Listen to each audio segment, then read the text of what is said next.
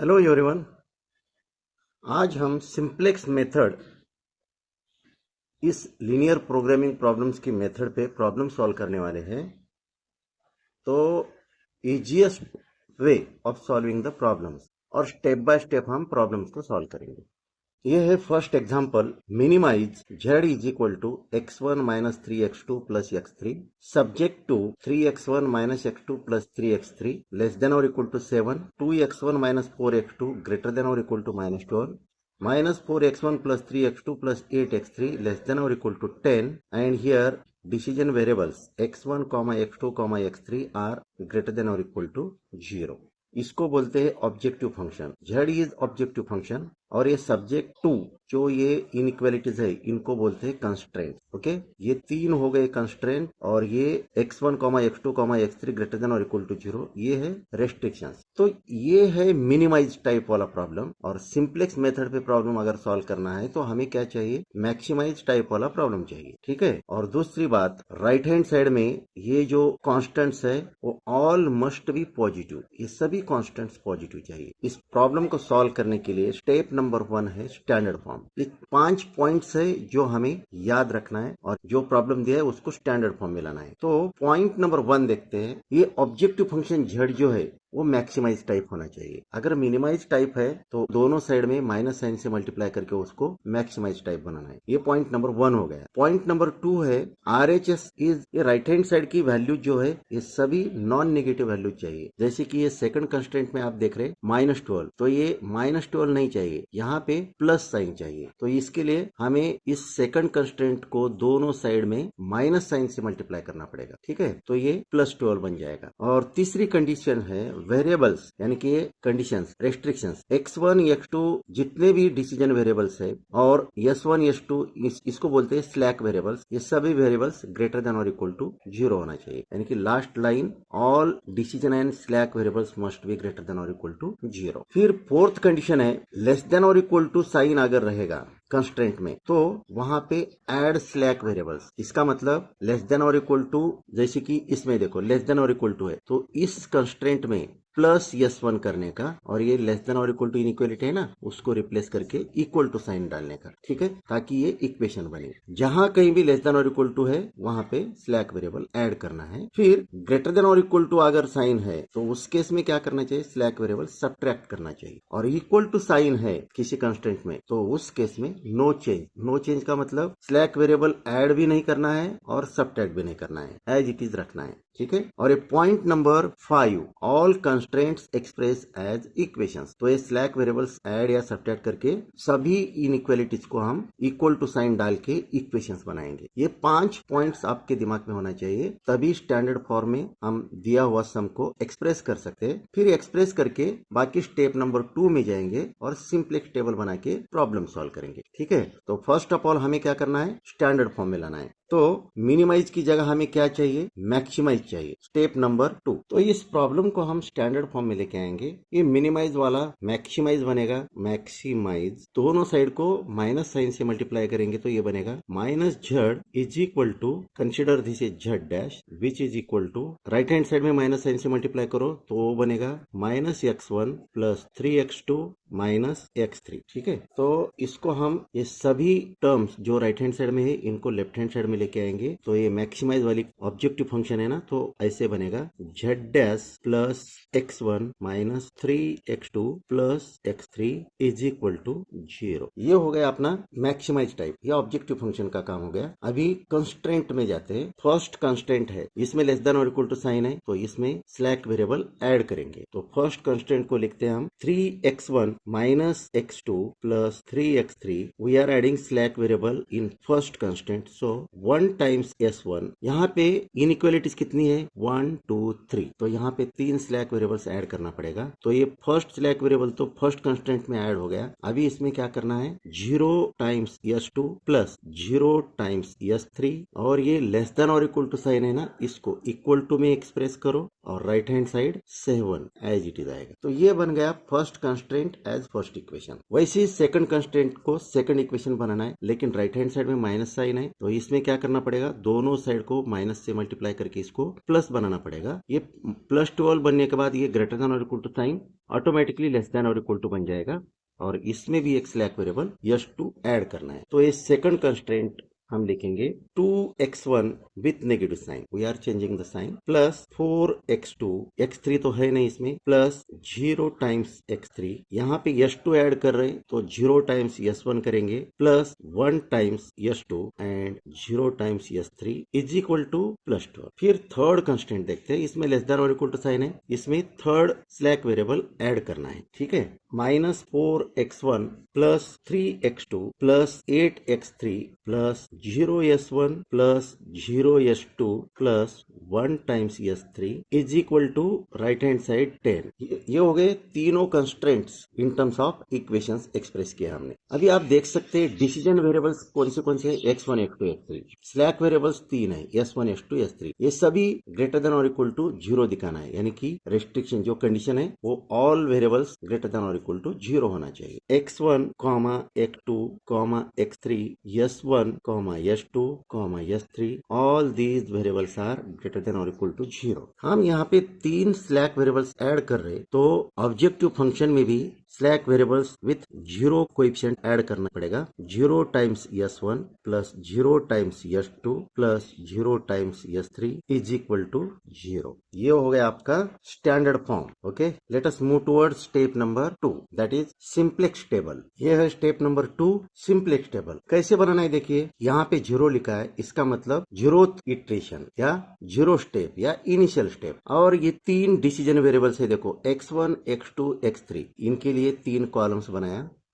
3 slack variables थे, s1, s2, s3, तो इनके लिए 3 कॉलम्स। एक कॉलम है राइट हैंड साइड की जो कांस्टेंट्स है उनके लिए, और लास्ट कॉलम है रेशियो के लिए।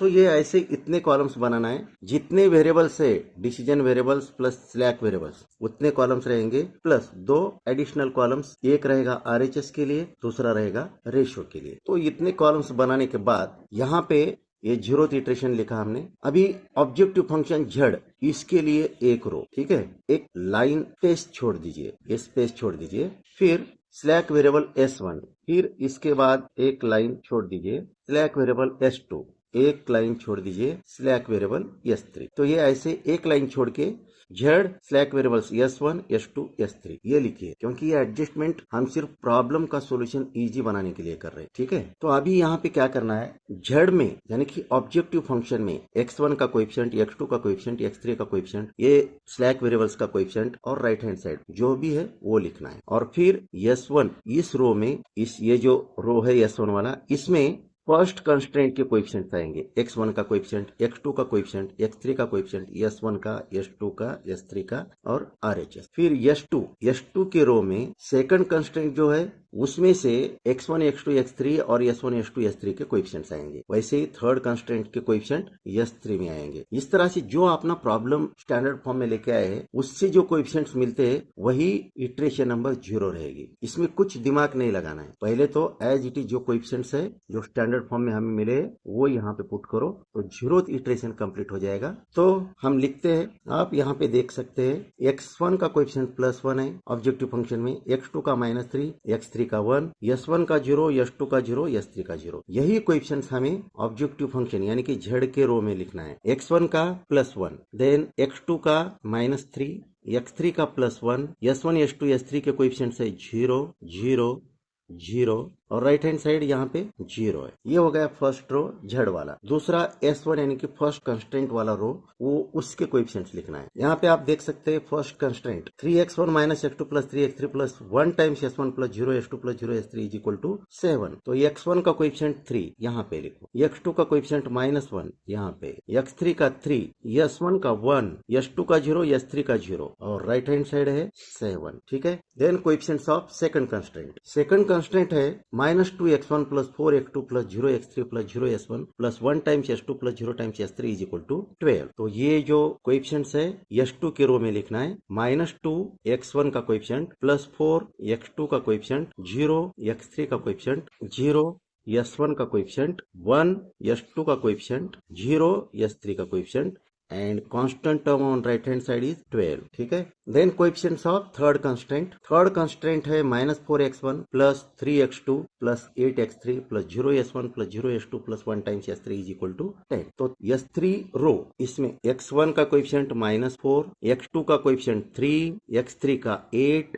s1 का 0, s2 का 0 और s3 का कोएफिशिएंट 1, राइट हैंड साइड है 10। ये आपका 0th इटरेशन रेडी हो गया, लेकिन रेशियो भी निकालना है लास्ट कॉलम। पहले झड़ का मोस्ट नेगेटिव वैल्यू हमें फाइंड आउट करना है। मोस्ट नेगेटिव वैल्यू है -3। तो इससे हमें क्या मिलता है, ये है मोस्ट नेगेटिव वैल्यू। इससे हमें की कॉलम मिल जाएगा और फिर की कॉलम की वैल्यूज से ये RHS वैल्यूज को डिवाइड करना है और जो रेशियो मिल जाएगा उसमें से least positive number find out करना है, ठीक है। तो 7 को -1 से डिवाइड किया, 7 upon -1 that is -7, 12 upon 4 that is 3, 10 upon 3 that is 10 upon 3 as it is. तो इसकी वैल्यू आ जाएगी 3.33 समथिंग। अभी आप फाइंड आउट कर सकते हैं लिस्ट पॉजिटिव नंबर। जैसे इसमें हमने मोस्ट नेगेटिव नंबर देखा, वैसे इस कॉलम से हम least positive number find out करेंगे।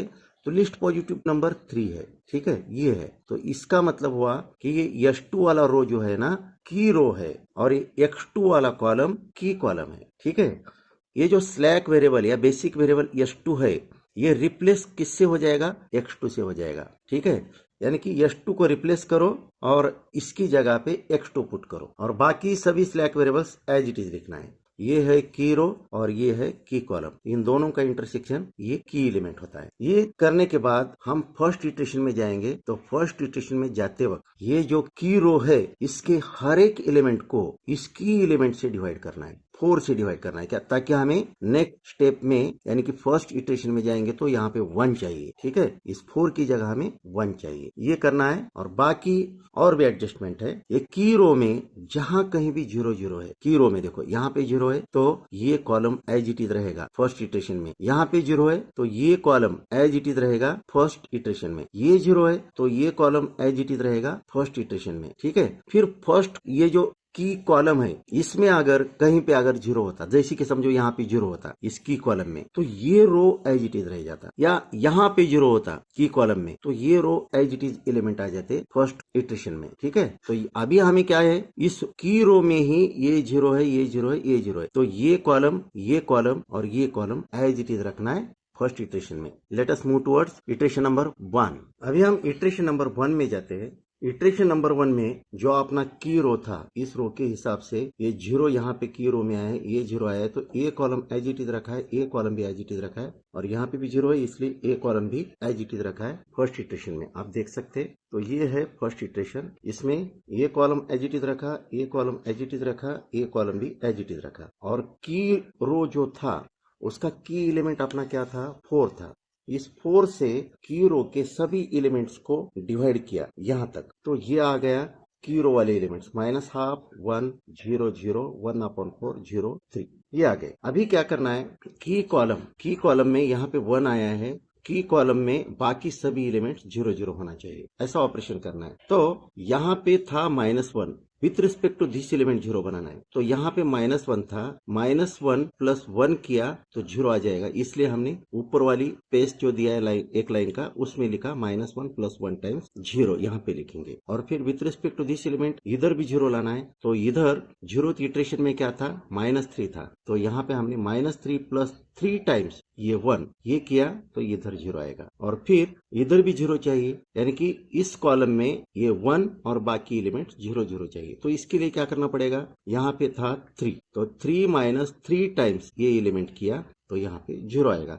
This element we have to convert with respect to this operation, यहाँ पे भी, यहाँ पे भी, यहाँ पे भी और यहाँ पे भी, विथ रिस्पेक्ट टू दिस, यहाँ यहाँ यहाँ और यहाँ, विथ रिस्पेक्ट टू दिस, यहाँ यहाँ यहाँ, ठीक है। तो यहाँ पे जो किया है वही इस रो में करनी है, पूरा रो, ठीक है।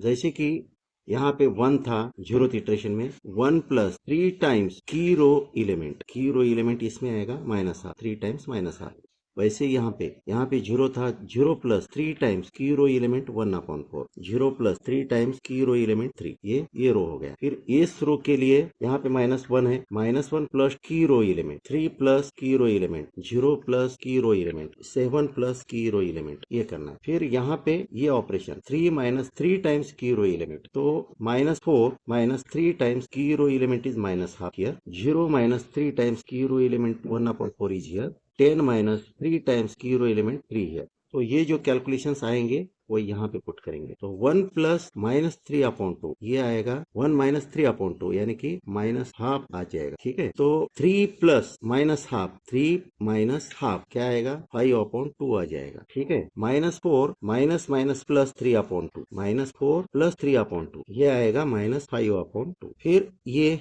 0 माइनस 3 टाइम्स 1/4 ये आएगा -3/4, 10 माइनस 3 इंटू 3 9 ये आएगा 1। फिर 0 प्लस 1/4 1/4 हो जाएगा, 0 प्लस 3 टाइम्स 1/4 ये 3/4 हो जाएगा।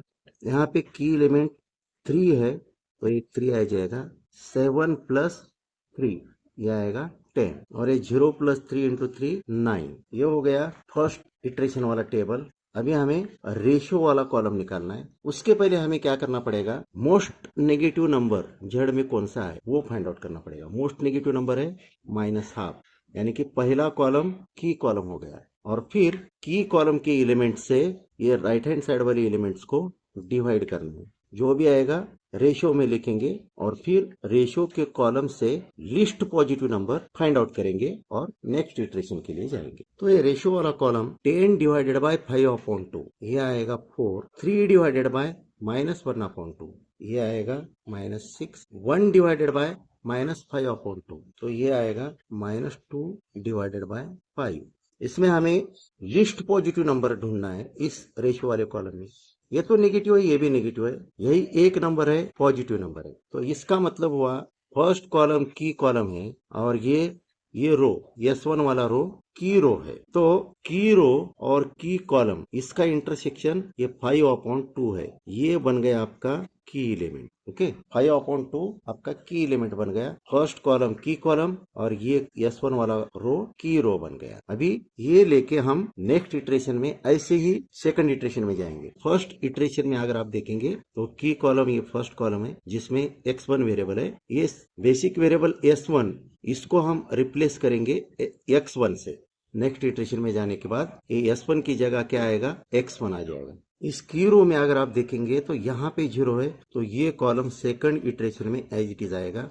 की रो में ये दो एलिमेंट 0 0 है, तो ये कॉलम और ये कॉलम एज इट इज आ जाएगा। और सेकंड इटरेशन में क्या करना है, यहाँ पे 1 लाना है, तो 5/2 से 5/2 को डिवाइड करके यहाँ पे 1 लाना है। तो इसको भी 5/2 से डिवाइड करना है, इसको भी करना है, इसको करना है, यहाँ तक 10 को भी 5/2 से डिवाइड करना है। और जो भी एलिमेंट आएंगे ये रो भी 5/2 से डिवाइड करके सेकंड इटरेशन में आ जाएगा। सेकंड इटरेशन में आप देख सकते हैं ये जो फर्स्ट इटरेशन में की रो था उसको हर एक एलिमेंट को 5/2 से डिवाइड करके ये की रो पहले वाला ये रो बन गया, और की रो में जहां कहीं भी 0 था वो कॉलम भी एज इट इज आ गया, ये कॉलम और ये कॉलम। ठीक है, यहाँ तक हमने प्रीवियस फर्स्ट इटरेशन में जो था वो हमने लिया। अभी सेकंड इटरेशन में वैल्यू चेंज करना है विथ रिस्पेक्ट टू की रो। इस की कॉलम में इसको 0 बनाना है, इसको 0 बनाना है, इसको 0 बनाना है विथ रिस्पेक्ट टू दिस की एलिमेंट। तो यहाँ पे -1/2 था, -1/2 प्लस हाफ टाइम्स 1 ये किया तो यहाँ पे 0 आ जाएगा। यही ऑपरेशन ये पूरा रो में अप्लाई करना है। ओके, तो यहाँ पे 1 था तो 1 plus half times key row element is 6/5। यहाँ पे 0 था तो 0 प्लस हाफ टाइम्स 2/5। यहाँ पे 3/4 था तो 3/4 प्लस हाफ टाइम्स ये एलिमेंट की रो एलिमेंट। फिर यहाँ पे 9 था तो 9 plus half times key row element is 4। वैसे यहाँ पे 0 लाने के लिए यहाँ पे ऑलरेडी -1/2 था, तो -1/2 प्लस हाफ टाइम्स 1, तो यहाँ पे किया तो ये 0 आ गया। तो यही हम इस रो में अप्लाई करेंगे। ठीक है, तो यह ऑलरेडी 0 था, तो 0 plus half times key row element 6/5, ये half times key row element, half times key row element, half times key row element, half times key row element add करेंगे तो आपको इस रो के एलिमेंट्स मिलेंगे। तो वो प्रीवियस फर्स्ट इटरेशन में यहाँ पे था -5/2, तो यहाँ पे 0 चाहिए, तो हम क्या करना पड़ेगा, -5/2 प्लस 5/2 टाइम्स ये की रो वाला एलिमेंट 1, ठीक है। तो plus 5/2 times key row element आगे भी करेंगे, 8 plus 5/2 times key row element, यहाँ पे 0 था तो 0 plus 5/2 times key row element, -3/4 plus 5/2 times ये की रो एलिमेंट, वही यहाँ पे करेंगे, ठीक है। तो जो इसकी वैल्यूज आती है यहाँ पे लिखते जाएंगे, यहाँ पे, यहाँ पे, यहाँ पे और ये यहाँ पे, और इनकी जो वैल्यूज आती है ये यहाँ, यहाँ, यहाँ, यहाँ और यहाँ पे लिखना है। वैसे ही इसकी वैल्यूज ये झड़ के रो में आएंगे। इस तरह से हम वैल्यूज कैलकुलेट करेंगे तो आएगा। कैलकुलेशन करने के बाद सेकंड इटरेशन ये टेबल मिल जाएगा। झड़ वाला रो 0, 8/5, 1/5, 4/5, 0, 11। x1 वाला रो आएगा 1, 0, 6/5, 2/5, 1/10, 0, 4। x2 वाला रो आ जाएगा 0, 1, 3/5, 1/5, 3/10, 0, 5। और s3 वाला रो आ जाएगा 0, 0, 11, 1, -1/1, 11, ऐसे आएगा, ठीक है। पहले तो झड़ वाली मोस्ट नेगेटिव वैल्यू देखना है। तो यहाँ पे एक भी नेगेटिव वैल्यू नहीं है, इसका मतलब की कॉलम हम फाइंड आउट नहीं कर सकते, तो यहीं पे प्रोसेस स्टॉप होता है, ठीक है। तो फिर की रो फाइंड आउट करने का तो सवाल ही नहीं आएगा, क्योंकि झड़ की वैल्यूज में एक भी नेगेटिव वैल्यू नहीं है। झड़ की रो में से हमें most negative value find out करना था, वो नहीं है इसमें, तो यहीं पे प्रोसेस स्टॉप होता है। और अभी हम मैक्सिमाइज टाइप का प्रॉब्लम है ना, तो ऑब्जेक्टिव फंक्शन मैक्सिमम है, तो हम यहाँ पे झड़ मैक्सिमम की वैल्यू आपको मिल जाएगी 11, x1 की वैल्यू मिल जाएगी 4, x2 की वैल्यू मिल जाएगी 5, x3 तो इसमें नहीं है, इसका मतलब x3 की वैल्यू 0। एक्चुअली हमें क्या फाइंड आउट करना था, झड़ मिनिमम फाइंड आउट करना था। तो आपको रिजल्ट मिलेगा x1 = 4, x2 = 5, x3 = 0। झड़ मैक्सिमम टेबल से हमें मिला 11, लेकिन हमें झड़ मिनिमम चाहिए था, तो झड़ मिनिमम आएगा -11। ओके, यहाँ पे सबसे इंपॉर्टेंट बात ये है कि ये आपको कैलकुलेशन इजी लगेगा, इसलिए मैंने क्या किया, एक लाइन स्पेस हर एक में छोड़ दिया और ये रेड पेन से कैलकुलेशन किया है। आपको यही रिक्वेस्ट है कि रेड पेन के बजाय आप पेंसिल का यूज करके ये कैलकुलेशंस करो, और जैसे ही इटरेशन कंप्लीट होता है तो वो पेंसिल वाले कैलकुलेशंस आप रफ करो, ताकि हमारा जो इटरेशन टेबल है, सिंप्लेक्स टेबल है, वो नीट एंड क्लीन दिखेगा, ठीक है। यहाँ पे मैंने सिर्फ आपको समझाने के लिए रेड इंक वाला पेन यूज करके कैलकुलेशन किया है, ठीक है, याद रखना है आपको ये। तो ये होगा इसका सॉल्यूशन। इस तरह से हम सिंप्लेक्स मेथड पे प्रॉब्लम सॉल्व कर सकते हैं। ये फर्स्ट सम हो गया। ऐसे ही हम और एक सम सॉल्व करेंगे ताकि आइडिया क्लियर हो जाए। तो नेक्स्ट वीडियो में सिंप्लेक्स मेथड का सेकंड सम आ जाएगा। तो यहाँ पे अगर आपको ये समझ में आया है तो बहुत ही अच्छा है। समझ में आया है तो इस वीडियो को लाइक और शेयर कर सकते हैं, अगर आपको अच्छा लगा तो। सेकंड पार्ट भी देखना मत भूलिएगा। Okay, thank you all, thank you for watching this video, thanks a lot.